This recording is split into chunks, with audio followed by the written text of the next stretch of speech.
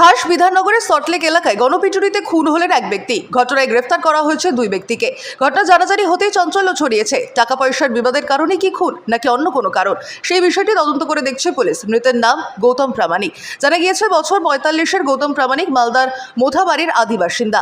কলকাতার আনন্দপুর থানার ভিআইপি নগরে পরিবারকে নিয়ে বাড়ি ভাড়া নিয়ে থাকতেন তিনি। পথকুকুরদের নিয়ে কাজ করা একটি স্বেচ্ছাসেবী সংস্থার সঙ্গেও যুক্ত ছিলেন।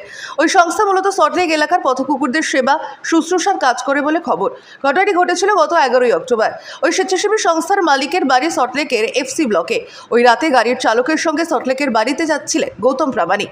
অভিযোগ, বাড়ির সামনে গাড়ি দাঁড় করিয়ে ভিতরে যাওয়ার চেষ্টা করেছিলেন তিনি। সে সময় শাহ আব্দুল করিম, এসকে রাজু, মোহাম্মদ সিকান্দার সহ বেশ কয়েকজন তাকে ঘিরে ধরে মারধর করে বলে অভিযোগ। শাহ আলম কবির এই সংস্থার মালিকের গাড়ি চালানোর কাজ করতেন বলে খবর। গণপিটুনির জেরে রক্তাক্ত অবস্থায় রাস্তাতেই লুটিয়ে পড়ে ওই ব্যক্তি। পরে তাকে উদ্ধার করে হাসপাতালে নিয়ে যাওয়া হয়েছিল।